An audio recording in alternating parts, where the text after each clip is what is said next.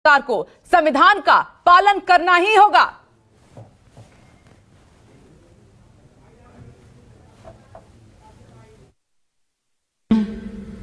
भारत एक है, भारत की आत्मा एक है, भारत की नागरिकता एक है। ये जो खतरनाक खेल है, कौन बाहरी कौन अंदरूनी, आप इसको त्याग दीजिए। आपने शपथ ली है उस संविधान के तहत काम करने की जिसका प्रियम्बल मैंने पढ़ा है। यदि अगर आप इस रास्ते से भटकती हैं तो मेरे दायित्व की शुरुआत होती है। मैं आपसे विनम्र प्रार्थना करता हूं, गुजारिश करता हूं, भारत के महान प्रजातांत्रिक व्यवस्था पर संविधान की भावना के विपरीत कार्य कर इस प्रकार का कदम मत उठाएं। ये बहुत हो गया है। 2 महीने से आपको समय नहीं मिल रहा है। प्रांत के हालात बद से बदतर होते जा रहे हैं। कानून को चुनौती मिलती जा रही है। चारों तरफ भ्रष्टाचार का बोलबाला है। सरकारी तंत्र का राजनीतिकरण हो गया है। अपोजिशन को कोई स्पेस नहीं मिल रहा है। रिप्रेशन और किलिंग ऑफ अपोजिशन ज्यादा है। अब मिलिए मेरे से। तो राज्यपाल जगदीप धनखड़ साफ तौर पर उन्होंने कहा कि पश्चिम बंगाल में कानून व्यवस्था बिल्कुल खराब हो चुकी है। और इस बीच एक और बड़ी खबर आपकी टीवी स्क्रीन पर, पश्चिम बंगाल में नड्डा के काफिले पर हमले का मामला गृह मंत्रालय ने गंभीरता से लिया है। जी हां, डीजीपी और मुख्य सचिव को तलब कर दिया गया है। 14 दिसंबर को गृह मंत्रालय ने दिल्ली तलब किया है। देखिए इस वक्त की बड़ी खबर। और आपको याद होगा न्यूज़ 24 ने आपको बताया कि बीजेपी की तरफ से बड़ा ये आरोप था कि वहां पर जेपी नड्डा पश्चिम बंगाल के दौरे पर और उस दौरान सुरक्षा व्यवस्था में बड़ी चूक, और उसके बाद ये हमला वहां पर काफिले पर, जिसमें कैलाश विजयवर्गीय को गंभीर चोटें भी आई हैं। अब इस बीच गृह मंत्रालय ने डीजीपी और मुख्य सचिव को इस मामले में तलब कर लिया है। और गृह मंत्रालय से मेरे सहयोगी प्रशांत देव जुड़ गए हैं। प्रशांत, ये मामला अब गंभीर है। देखिए सीधे सीधे बंगाल में जेपी नड्डा के काफिले पर हमला हुआ और इधर गृह मंत्रालय ने डीजीपी और मुख्य सचिव को तलब कर लिया है।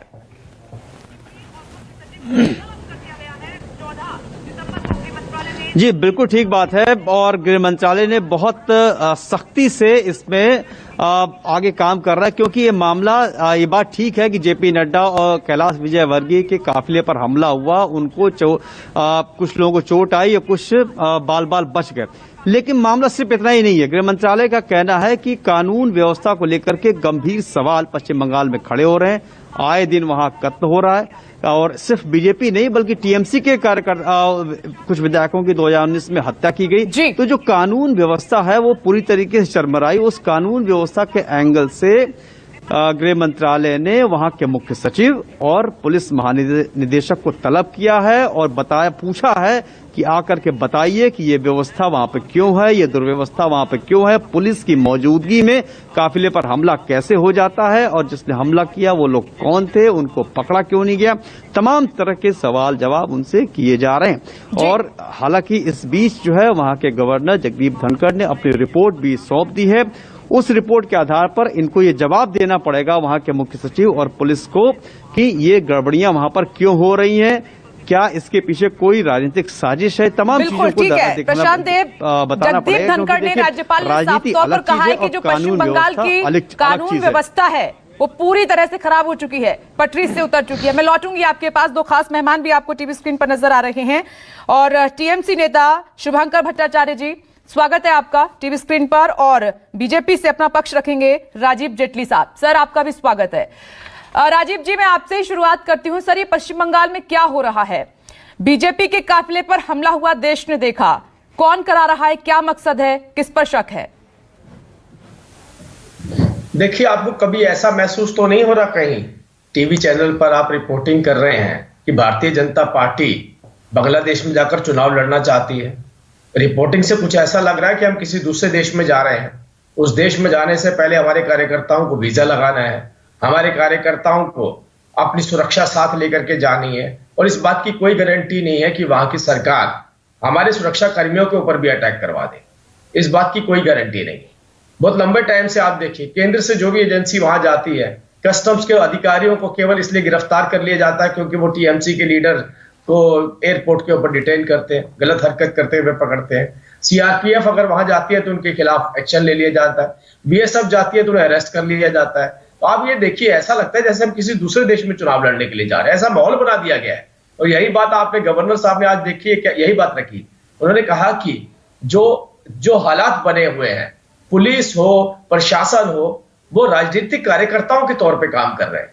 आपके इतने बड़े राष्ट्रीय पार्टी, दुनिया की सबसे बड़ी राष्ट्रीय पार्टी के राष्ट्रीय अध्यक्ष के ऊपर आपके कार्यकर्ता पत्थर मारते हैं तब, और उनके खिलाफ जब वो पत्थर मारने वाले कार्यकर्ताओं को पकड़ने की बात की जाती है तो हम पर ही इल्जाम लगा दिया जाता है। जी, यही इसी से जुड़ा हुआ सवाल है। ममता बनर्जी कह रही हैं कि सुरक्षा इतनी कड़ी है, जेपी नड्डा, कैलाश विजयवर्गीय कोई छोटे नेता नहीं है, उनकी जो लेयर होती है सुरक्षा की वो बहुत मजबूत होती है। ऐसे में कौन हमला करवा सकता है? वो तो यहां तक कह रही है कि प्री प्लानिंग हो सकती है बीजेपी की।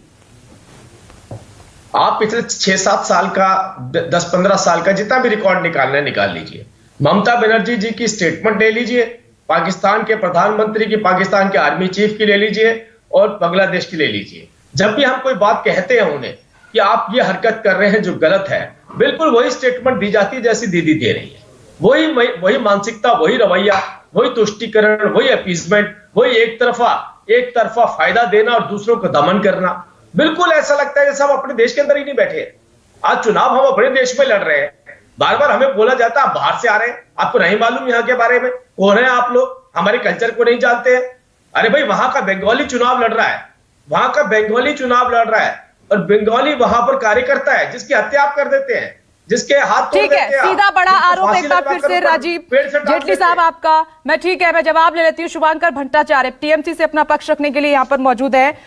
शुभांकर जी, चुनाव तो विकास पर होना चाहिए सर, ये हिंसक झड़प क्यों, कार्यकर्ताओं की हत्या क्यों, हमले क्यों सर? विपनेश जी, मैं थोड़ी सी चीज, मैं जैसे भी जेटली जी को मैं सुन रहा था, उन्होंने जितने आरोप लगाए, जिस स्टाइल से लगाए, मैंने चुपचाप सुना। अब जो मैं बात करना चाहूंगा तो मैं चाहूंगा कि वो भी सुने ध्यान से। नंबर 1, बिल्कुल ममता दीदी ने ठीक कहा कि जेपी नड्डा साहब कोई छोटे नेता नहीं, बहुत बड़े नेता हैं। उनके साथ जेड क्लास सिक्योरिटी चलती है, उनके साथ सीआईएसएफ रहता है, सीआरपीएफ रहता है, बीएसएफ रहता है। आप कहना चाहते हैं कि बीएसएफ, सीआईएसएफ, सीआरपीएफ इनको वहां ममता बनर्जी अरेस्ट कर लेते हैं? ये किस तरीके की बात कर रहे हैं आप? दूसरी बात, आपने इसी का बोलना, आप बोल रहे थे तब भी मैं चुप था। आपको रिकॉर्ड दे सकता हूं, रिकॉर्ड दे सकता हूं आपको, कब अरेस्ट किया। चलिए विपनेश जी, मैं चाहूंगा कि अरेस्ट किया, मैं आपको रिकॉर्ड दे सकता हूं। थोड़ा बहुत आप झूठ मत बोलिए, मैं बीच में नहीं बोलूंगा। आप झूठ मत बोलिए, मैं बीच में नहीं बोलूंगा। नहीं तो अब झूठ तो आप ही बोलते गए, मैं भी तो कह रहा हूं आप झूठ बोल रहे हैं। आप झूठ मत बोलिए, मैं नहीं बोलूंगा, लेकिन आप झूठ बोलेंगे तो मैं बीच में। जब आप झूठ बोलते गए, मैंने टोका आपको, तो अब थोड़ा सा सुनने का भी तो थोड़ा कष्ट करिए। बीएसएफ के अधिकारियों को अरेस्ट किया कि नहीं किया बताइए। झूठ और सच तो जनता पर छोड़ दीजिए मालिक, झूठ और सच तो जनता पर छोड़ दीजिए, नहीं करा बताइए। आप अगर सुनना नहीं चाहते, जवाब सुनना नहीं चाहते हैं, सुनिए मेरी बात। अगर आप जवाब के लिए बुलाना नहीं चाहते हैं, तो कृपया करके किसी भी दूसरे पार्टी को मौका मत दीजिए। एक मिनट, मैं एक करके आती हूँ। शुभांकर जी, ठीक है राजीव जी, सर एक मिनट करके आगे इस चर्चा को बढ़ाते हैं, सुनते हैं ध्यान से, क्योंकि जनता समझ रही है, सुन रही है। लेकिन इस बीच एक बड़ी खबर का रुख कर लेते हैं। कैलाश विजयवर्गीय पर हमले का मामला है ये। विजयवर्गीय की मेडिकल रिपोर्ट आ गई है जिसमें उनको गंभीर चोट लगी है। कैलाश विजयवर्गीय के बाएं हाथ में लिगामेंट फ्रैक्चर हुआ है। कल हुए पथराव में विजयवर्गीय को काफी गंभीर चोट लगी है और अब मेडिकल रिपोर्ट सामने आ गई है। ज्यादा जानकारी के लिए इस खबर पर सीधे रुक कर लेते हैं। मेरे सहयोगी अमित कुमार जुड़ गए हैं। अमित, मेडिकल रिपोर्ट में क्या है?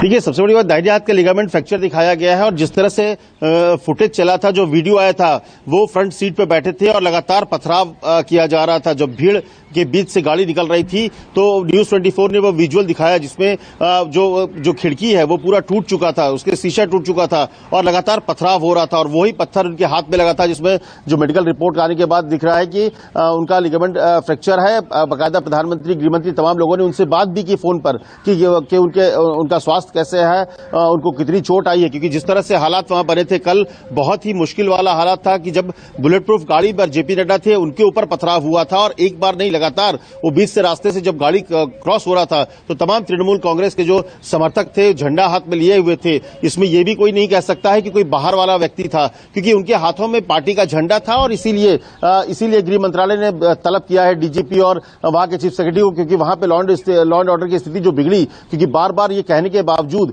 एक दिन पहले भी इस तरह का हादसा हुआ था जेपी नड्डा के काफिले के साथ, तो ऐसे में बार बार कहने के बाद कि वहां पर स्थिति बिगड़ रही है, फिर भी वहां पर सुरक्षा नहीं दिया गया। पुलिस कर्मियों के सामने जो कुछ बीजेपी के कार्यकर्ता थे झंडा लेकर अपने अध्यक्ष का समर्थन करने के लिए, स्वागत करने के लिए, उनके साथ मारपीट भी हुई। तो वहां पर जो स्थिति अगर आपने देखा तो कुल मिला के जो राज्यपाल ने भी जो बातें की वो बहुत ही हैरान करने वाला है कि जो राज्य का राज्यपाल है वो डीजीपी और चीफ सेक्रेटरी से फोन पे बात करता है, उन्हें स्थिति को संभालने के लिए कहता है, लेकिन हालात इसके बावजूद नहीं संभलते हैं। तो बहुत ही जबरदस्त चोट लगी, उनकी गाड़ी पूरी टूट गई थी, कैलाश विजयवर्गीय की पूरा कांच टूट गया था और उनके दाहिने हाथ में पत्थर लगा था, जिसकी वजह से उन्हें मेजर चोट आया है, लिगामेंट फ्रैक्चर हुआ है उनके दाहिने हाथ में। ठीक है अमित कुमार, थैंक यू ये जानकारी देने के लिए, और प्रशांत देव आपका भी शुक्रिया ये जानकारी हमें देने के लिए। देखिए बहुत गंभीर मामला है, छोटा मामला नहीं है। जिस तरीके से पश्चिम बंगाल में माहौल बना हुआ, हिंसक झड़पें हो रही हैं, बीजेपी आरोप लगा रही है टीएमसी पर, टीएमसी आरोप लगा रही है बीजेपी पर। बंगाल में आप जिस तरीके से देख रहे हैं, जो कल तस्वीर सामने निकल कर आई वो निंदनीय है। चारों तरफ इसी बात की चर्चा है कि आखिर पश्चिम बंगाल में हो क्या रहा है। विकास के नाम पर इलेक्शन होना चाहिए, हिंसक झड़पें वहां पर क्यों? मैं आपके पास आ रही हूं शुभांकर भट्टाचार्य जी। सर इतना गंभीर हमला तो कोई अपने ऊपर नहीं कराएगा, कैलाश विजयवर्गीय के हाथ में गंभीर चोट आई है सर। मैडम मैं फिर से रिपीट करता हूं विघ्नेश जी, मैं अभी जो ही बात कह रहा था कि आप मुझे एक बात बताइए, अगर मैं आज यहाँ पे भाजपा का झंडा लेके बैठ जाता हूं तो क्या मैं भाजपा का मेंबर बन जाऊंगा? किसी के हाथ में झंडा होना बहुत आसान तरीका होता है। यहाँ पे मैं भाजपा का झंडा लेके कुछ भी बोल दूं तो क्या आप कल से लगाना शुरू कर देंगे कि भाजपा के बंदे ने इस तरह की बात की? नहीं, हाथ में झंडा होना आराम